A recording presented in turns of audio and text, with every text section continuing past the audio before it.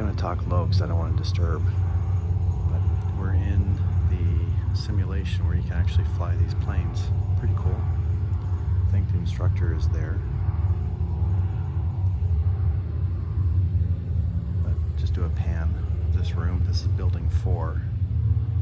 We skipped the other buildings just to get here. But uniforms of flight crews.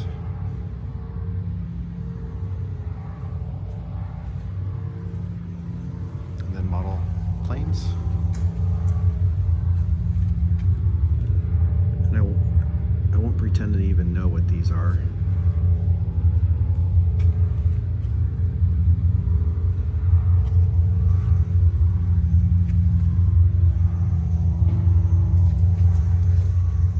So just finished crashing about 4 planes, F-16, Corsair, and Spitfire.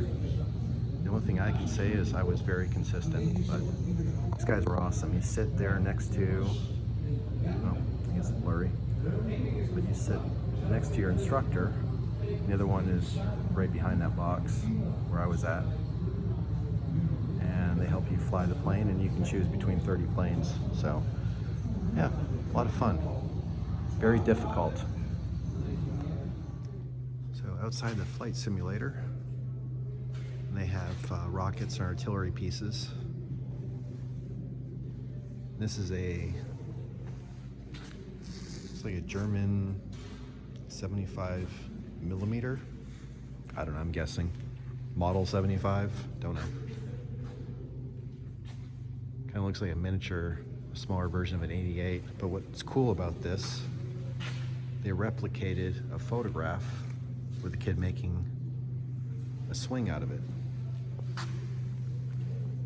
So I'm sure that happened many times after the war, making use of equipment.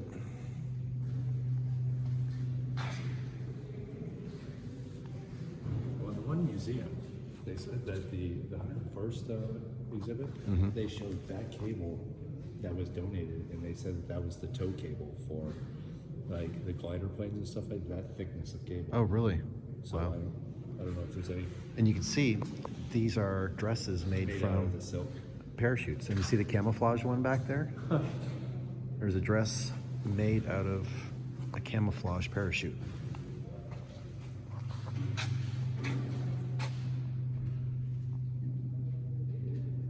Yep. How much silk did they go through back then? Yeah. There's no artificial. So, yeah, very cool. And I've seen these dresses made in camouflage also from parachutes in other museums, so it's pretty common. Okay. So this launch vehicle got its unofficial name after a popular Russian song, Katyusha. And the song's about a girl who longs for her lover who serves in the army. So, a Russian rocket truck. At least that's what I call it.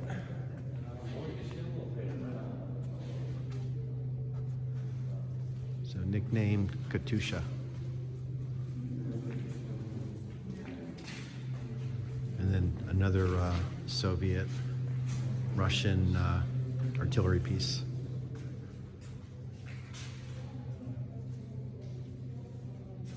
And behind it is a 37 millimeter gun.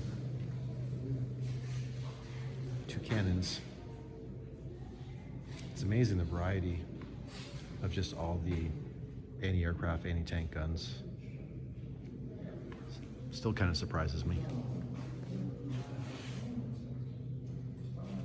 Okay, just taking some video. We're walking back from building 4, the last building. So we jumped ahead to get the flight simulator.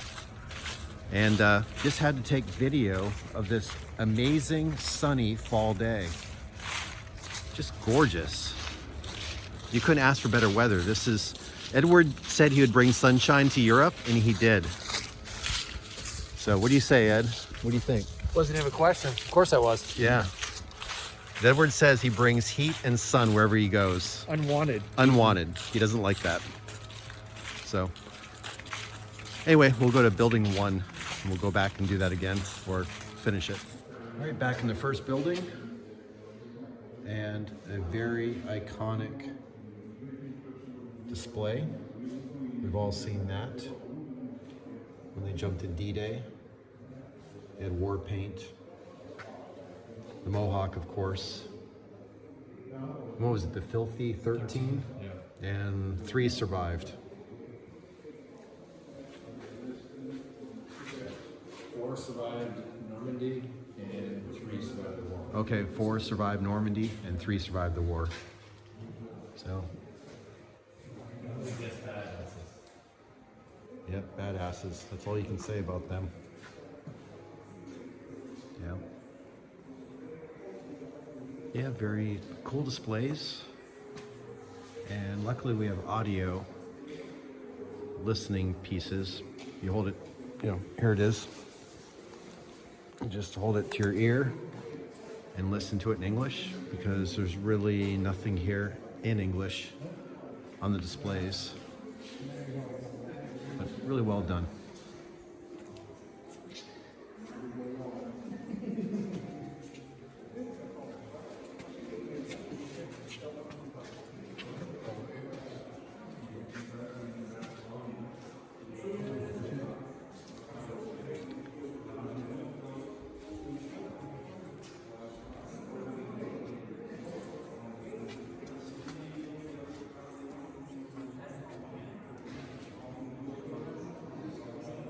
Just a pan of the area.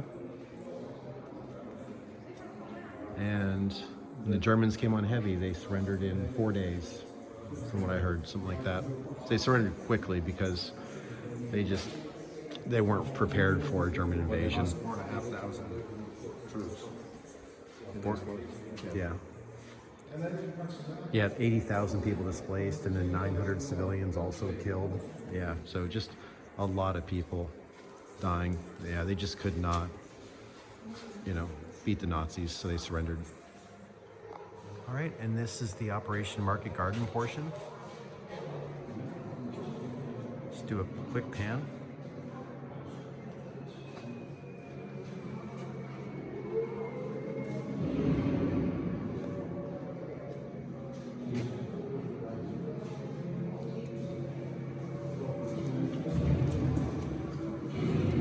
Trying to look up in there.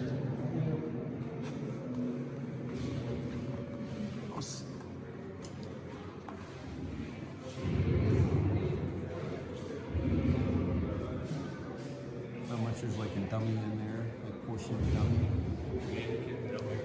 Oh, yeah, that's right. Yeah. Politically correct mannequins, not dummies. Don't want to hurt the mannequins' feelings.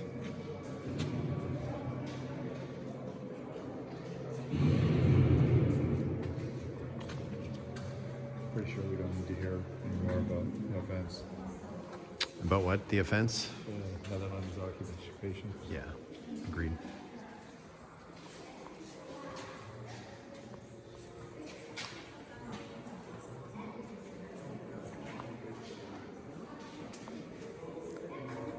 And who doesn't like a quad 50?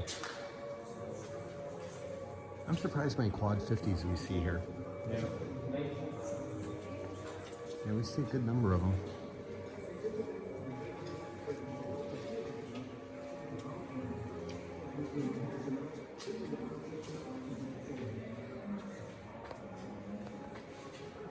Huh. They've got boats in the back of this. I didn't notice that. No. Actually, not looking into the sun helps. Yeah.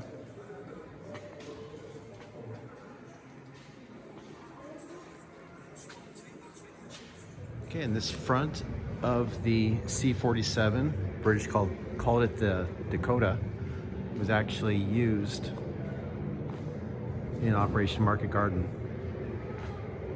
And over here we have a V1 on display.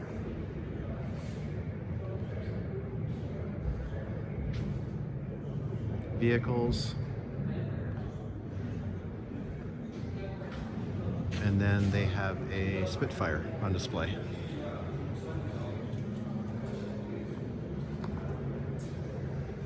I'm not sure how much that Spitfire is real. It seems like some of it is, and then other parts are reproduction. like plastic with the exhaust, stuff like that. But very cool to see what it looks like, how big it is by walking around it. So displays are very nicely done.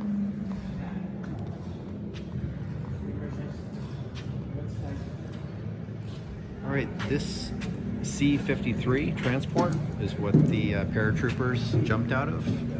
18 would be on this plane, and this is actually was a working live plane.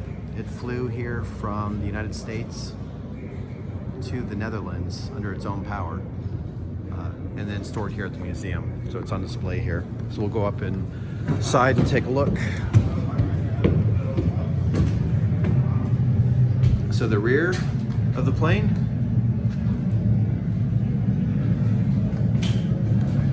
actually I can stand up, and actually there's a lot of headroom. I want to know what's on. Yeah, I mean, actually there's more headroom than on some passenger planes I fly on. So, display behind the glass, paratroopers.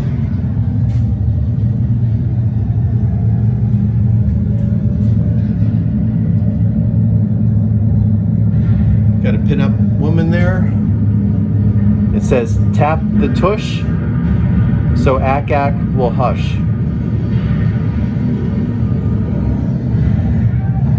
And you see the pilot there looking back. I have to say, man, all of these like have that smell. It was interesting. I've never actually seen the cabling that goes to the rudders and stuff. Right? Just Yeah, look at that. All the cables there for the rudders. Interesting. Cool to take a look. Interesting.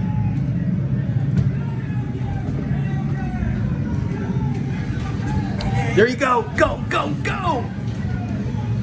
All right, moving on. Dude, you've watched a lot of old films. You're doing fine, man. You're a pro. I'm scared shitless every time I watch it.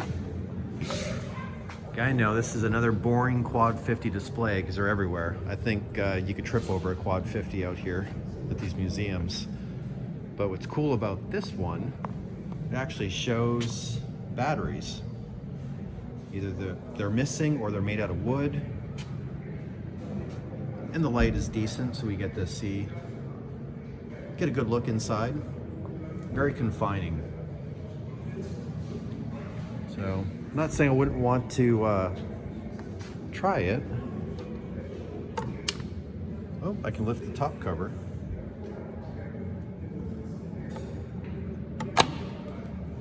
Huh.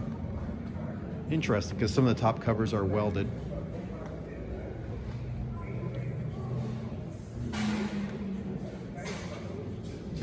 Yeah, surprising how many we see on half tracks and just on wheeled mounts like this. And then the outside of that D53, I think it is. Yeah, it's unique. You can actually, like, this is real. Yeah. Like, it's hooked to the crankshaft. Is it really? Yeah. Like, So this could be made to fly again. Because it flew here from America. yeah. 75 years ago. Yeah, it could be fine. Actually, I think it was in the 90s. I think it said the 90s. Yeah. But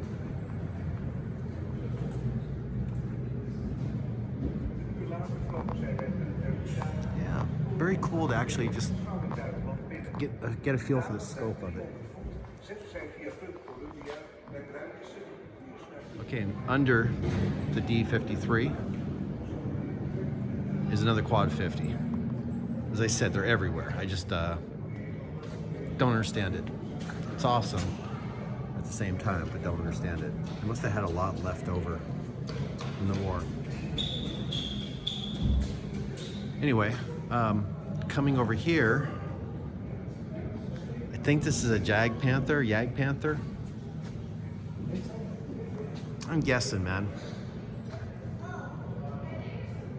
But it's in nice shape. And you Doesn't see have the this. rounded front bull nose. And it's not, yeah, you're right. It's not rounded. Because the rounded ones really look like they're cast. So I always wondered how thick this was. Because you see this on Panzer IVs quite often too.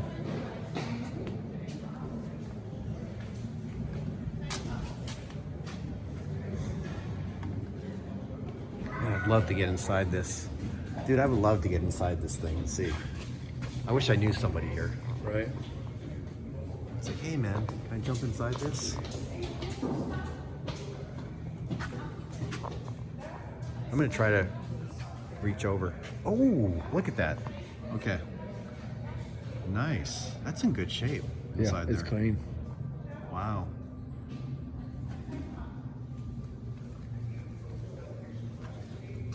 Nice.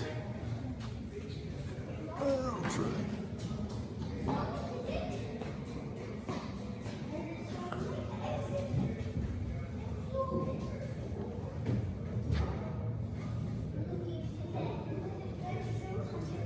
I go inside the coffin box. Yep. Go inside. Yeah, exactly. Now these are the gliders where paratroopers are wimps compared to guys that just ride down in a glider. And a piece of plywood. And yeah, the plywood of death. Make me a paratrooper any day over riding in a glider. Oh, dear. Mind your head. Now this is kind of What do you expect? what I expect. Did you want to be on the front or the rear of this thing? You know, probably the rear, but it probably doesn't matter when you crash and burn. Yeah.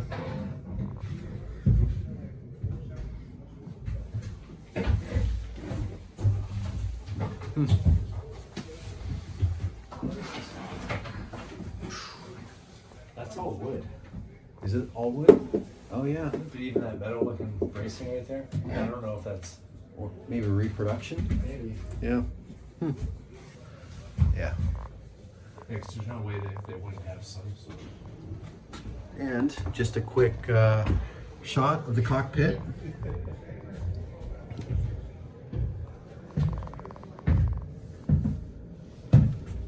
Very simple.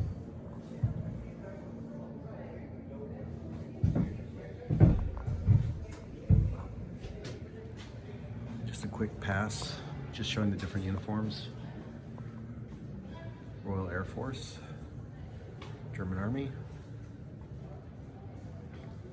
British, US, and that's it for the display. And the glider display. I would say, man, the displays are very well done. And showing things that we haven't seen before in other museums.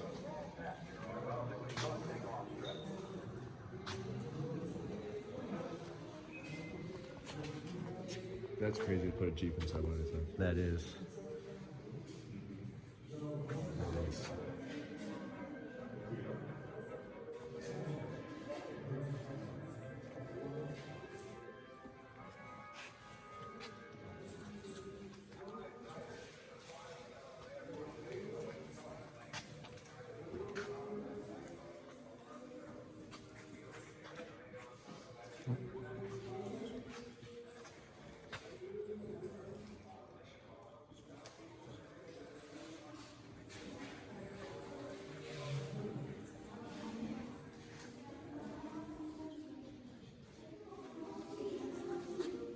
All right, just finished listening to the recording on the handset, and yeah, this glider was used in Saving Private Ryan, so this was one of them. And I didn't know it, but resupply, the parachutes were different colors, and so red was ammunition, yellow was communications, and so on. So that way, when they see the parachutes coming down, you would know what supplies were in the containers. So, yeah, pretty cool that this was actually used in the movie Saving Private Ryan.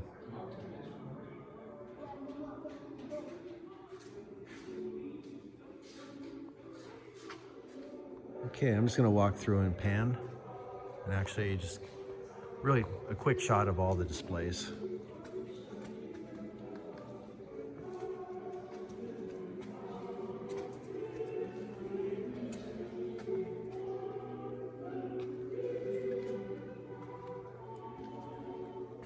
Evidently, this place didn't get the surplus STG 44s.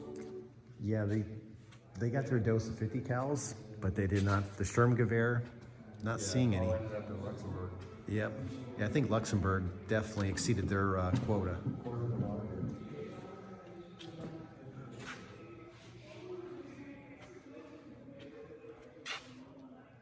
And then the motorcycles with sidecars. Yeah.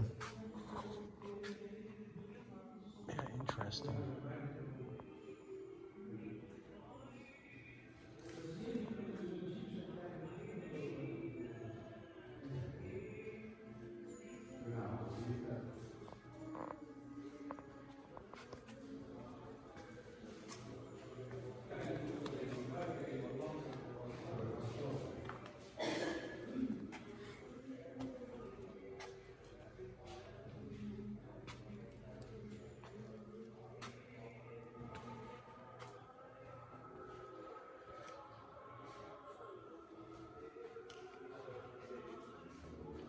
Those 88s are just massive. Amazing.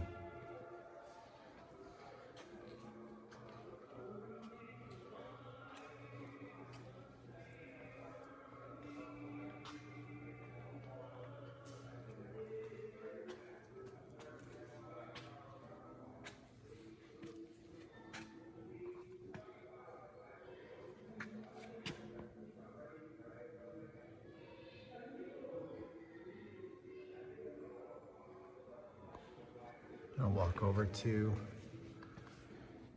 get a better view of that motorcycle.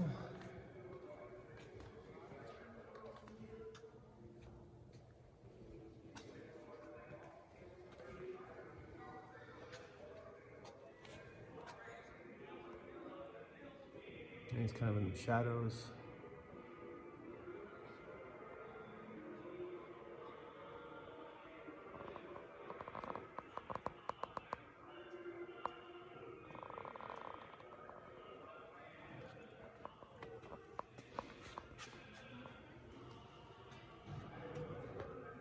Yeah, we'll get a shot of that MG42. See if it's.